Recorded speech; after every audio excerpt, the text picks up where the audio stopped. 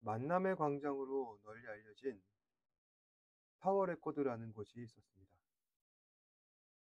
다들 지금은 스마트폰의 스트리밍 서비스로 음악을 듣는 시대라 조금 생소할 수는 있지만 90년대만 하더라도 음악을 듣는 방식이 지금과는 달랐습니다.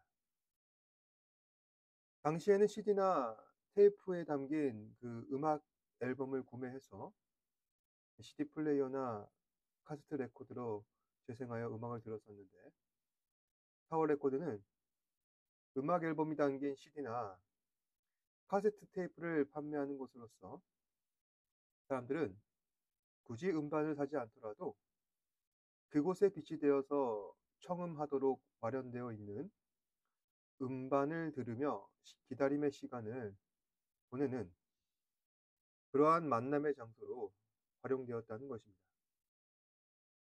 그러다 보니 타워 레코드를 드나드는 사람들 가운데 대부분은 음반을 산다기보다는 사람을 만나기 위해서 기다리는 사람들이 더 많았던 것 같습니다. 그런 의미에서 보았을 때 타워 레코드는 음반을 산다는 목적보다는 사람을 만나기 위한 부차적인 목적에서 사용되는 것이 더 크다 볼 수 있는 것이죠. 이제는 타워 레코드가 없어지고 이를 대체할 수 있는 어떤 상징적인 공간이 어떤 게 있을까 저는 생각해 봤습니다. 생각해 보았더니 오늘날에는 카페가 그 역할을 수행하고 있는 것 같습니다. 카페란 어떤 공간이죠? 커피를 마시는 곳입니다.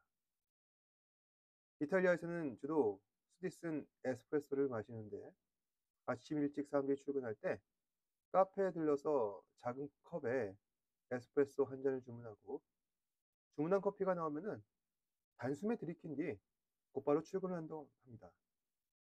그러니까 원래 카페라는 것이 정말 커피만 마시는 그런 곳이었던 것이죠. 하지만 오늘날에는 어떻습니까? 복합적인 역할을 하고 있습니다. 커피도 마시고 디저트도 먹고 사람도 만나고 담소도 나누고 컴퓨터도 가져와서 작업도 할 수 있는 다양한 일을 할 수 있는 복합적인 공간이 카페가 되었습니다. 이처럼 어떤 공간이든 본래 의도하였던 주된 목적보다는 다양하고 복합적인 역할을 수행할 수 있는 멀티 공간을 오늘날의 사람들은 더 선호하고 있습니다. 그러다 보니 원래 그것이 뭐 하는 곳이었는가? 사람들은 까맣게 잊고 살아갈 때가 더 많은 것 같습니다. 성경에서도 마찬가지입니다. 성경에서도 어떤 공간이 공간적 개념이 중시되는 그런 경우들이 있는데 그런 경우는 대체로 한 가지 목적을 위해서 공간적 개념이 강조된다는 것입니다. 성경에서는 어떤 공간적 개념을 강조하고 그러한 공간이 중시하는 목적은 무엇이었을까요? 성경의 두 파트, 구약과 신약에 따라 나열을 하자면 구약에서는 성전을 강조하고 신약에서는 교회를 강조하고 있습니다. 그런데 구약의 성전과 신약의 교회는 지향하는 바와 그 목적이 동일하다 할 수 있는 것이죠. 성전과 교회가 지향하는 바는 무엇일까요? 바로 하나님의 영광인 것입니다. 성전은 하나님의 영광이 임재하는 곳이며 교회는 하나님의 영광을 바라보는 것입니다. 그렇다면 성전과 교회가 추구하는 목적은 무엇입니까? 그것은 바로 예배라는 것이죠. 예배란 성전과 교회가 지금까지 공통적으로 수행해 온 주된 공간적 목적인 것이며 예배가 아니라면 성전과 교회는 존립의 가치가 없다는 것입니다. 특히 구약 시대에서는 오늘날 우리가 드리고 있는 예배의 프로토타입을 설계하며 구약의 성도들도 전심을 다하여서 예배를 드려왔었는데 바로 이러한 예배를 드렸던 곳이 성전인 것이며 구약의 백성들은 이 성전에서 예배를 통하여 하나님을 만나게 됩니다. 그런데 구약의 예배란 형식적 차원에서 볼 때 오늘날 우리가 드리고 있는 예배와는 전혀 다르다 할 수 있습니다. 짐승을 잡아 살갗을 벗기고 고기를 태워 향기로운 제물을 드리는 산 제사를 구약에서는 예배의 방식으로 드려왔었던 것이죠. 그리고 이러한 제사를 드리는 제의적인 장소로서 성전이 건축되었다는 것입니다. 그런데 성전이라는 것은 이스라엘의 역사 가운데 지어지고 사용된 지 얼마 되지 않았습니다. 솔로몬이 처음 성전을 건축한 다음 3, 400년 가까이 예루살렘의 성전이 사용되게 되었는데 나중에는 그조차 바벨론 제국의 손에 의하여 회파되고 더 이상 성전은 성전으로서의 역할을 감당하지 못하게 되었습니다. 그리고 성전 건축 이전에는 그 성전의 역할을 감당해야 할 성전의 프로토타입으로서 성막이라는 것이 건조되었는데 성막이라는 것은 일종의 텐트 형식의 성전으로서 오랫동안 이스라엘 백성들이 광야에서 이동하며 생활해야 했던 그러한 이유 때문에 하나님께서 설계하시고 설명하시고 짓도록 명령하신 예배 공간이 바로 성막이었던 것입니다. 오늘 말씀은 성막을 짓기 위해 모여진 제물들과 성막의 각종 구성물들이 완성되고 어떻게 성막이 구성되는지 그리고 성막에서 처음 제사를 드렸을 때 어떤 일이 일어나는지 우리에게 전하고 있는 말씀이라 할 수 있습니다. 그럼 25장을 보시면은 1절에서 9절까지 모세에게 말씀하셔서 이스라엘 백성들에게 가져오라 명하신 그 예물의 목록들을 나열하고 있습니다. 하나님께서 모세에게 백성들에게 예물을 거두라 명령하신 이유는 성막을 건조하기 위한 것이죠. 그러니까 이스라엘 백성들이 바친 예물로 성막을 건조하여 하나님께 봉헌하고자 하는 것입니다.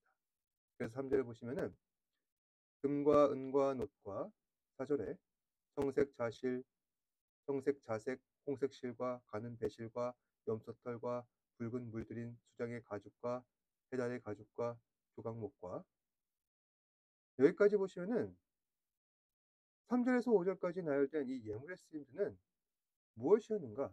바로 성막의 구조적 틀을 만들기 위함이라는 것입니다. 성막을 보면은 동서남북으로 성막을 둘러싼 외벽이 있고 그 안에는 성막이 있었습니다. 성막 앞쪽에는 손을 씻기 위한 물두멍이 있고 물두멍 앞에는 제사를 위해 바쳐진 제물을 태울 번제단이 놓여져 있습니다.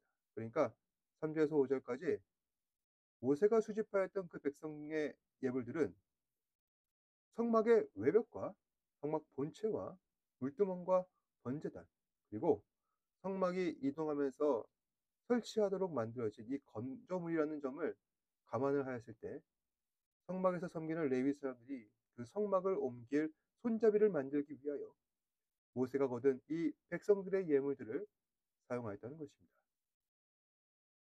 그리고 5절에서는 등유와 관유에 쓰여지는 향료와 분향할 향품을 백성들에게서 수집을 하였는데 이것은 제사를 드리는 제사장들의 머리 위에 붓는 그 기름을 제조하는 데도 쓰여지거나 아니면 성막 안에서 쓰여지는 향과 등을 제조하기 위한 기름으로 쓰여졌습니다.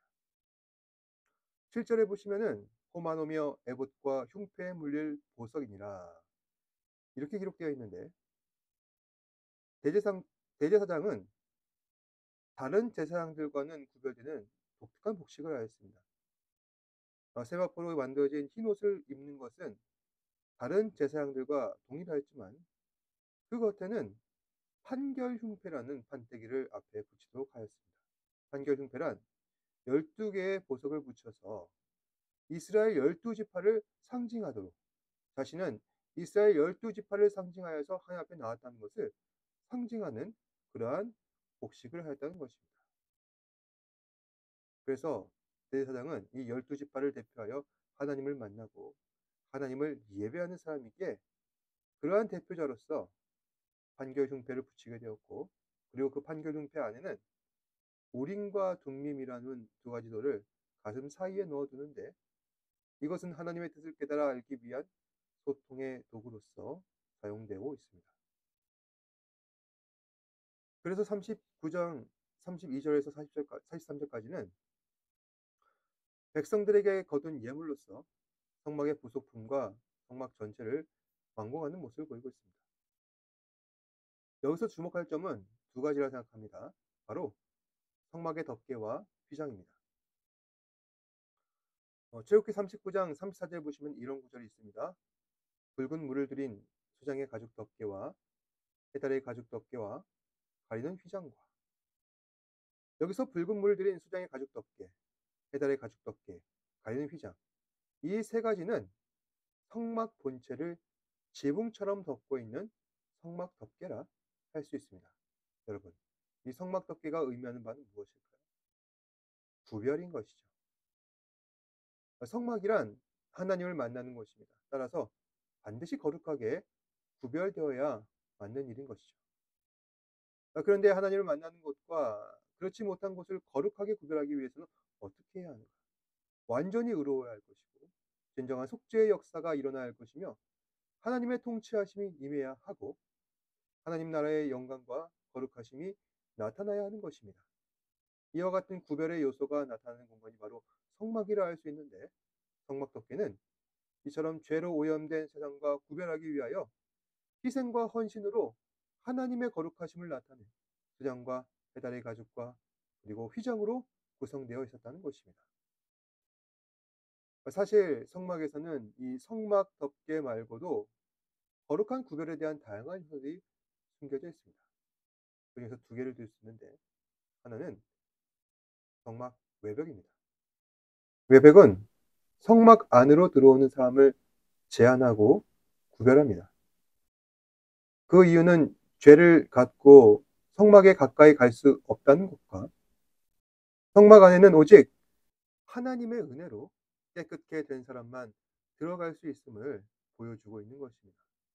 이 점을 강조하고 있는 소품이 바로 성막과 제단 사이에 비치된 물두멍이라 할 수 있는데, 물두멍은 제사를 지낸 제사장들이 손을 씻고 성막 안에 들어가기 위한 거대 세숫대였습니다.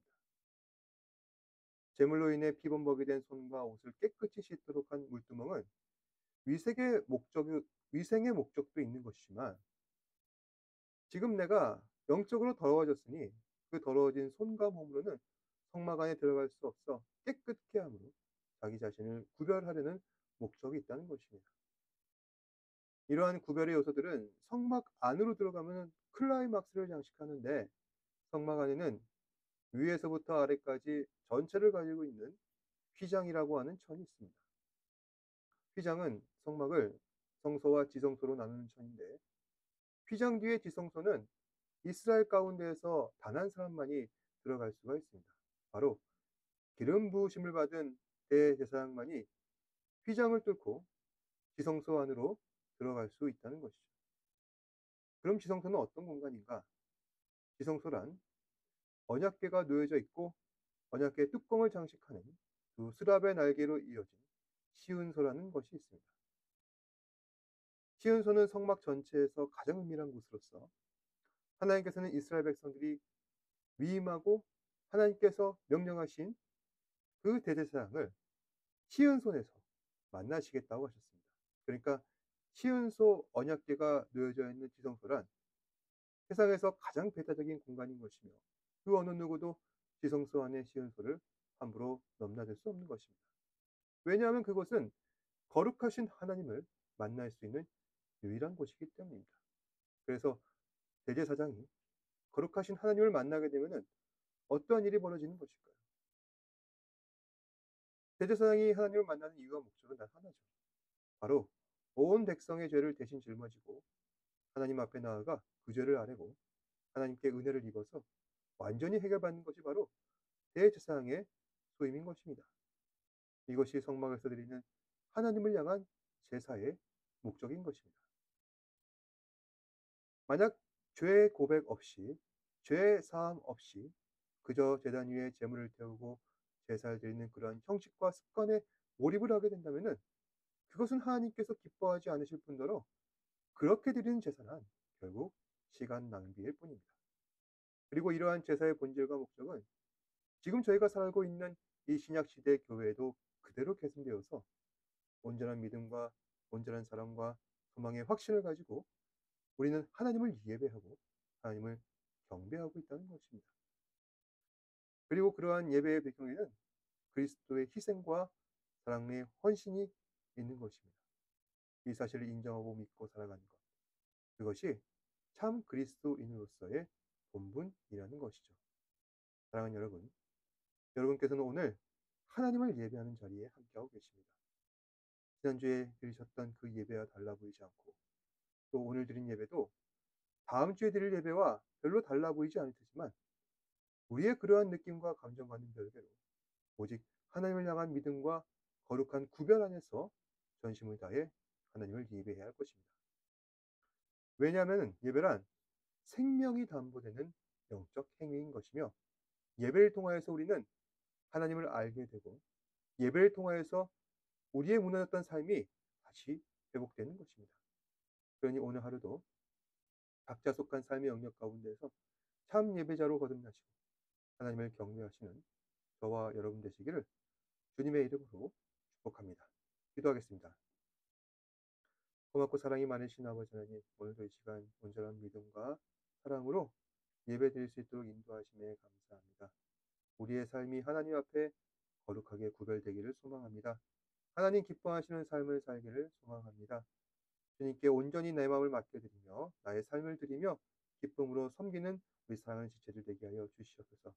우리의 삶이 하나님 보시기에 거룩하게 구별될 때 그 삶 가운데에서 하늘로부터 내려오는 신령한 복을 우리가 온전히 받아 누릴 수 있도록 하시고 우리의 삶 가운데서 진정한 하나님께서 기뻐하시는 삶의 형통을 누릴 수 있는 우리 사랑하는 지체들 되게 하여 주시옵소서. 모든 말씀 예수님 이름으로 기도드립니다. 아멘. 하늘에 계신 우리 아버지여, 이름이 거룩히 여김을 받으시오며 나라가 임하옵시며 뜻이 하늘에서 이루어진 것 같이 땅에서도 이루어지이다. 오늘 우리에게 일용할 양식을 주시옵고 우리가 우리에게 죄 지은 자를 사하여 준 것 같이 우리 죄를 사하여 주시옵고 우리를 시험에 들게 하지 마시옵고 다만 악에서 구하시옵소서. 나라와 권세와 영광이 아버지께 영원히 있사옵나이다. 아멘.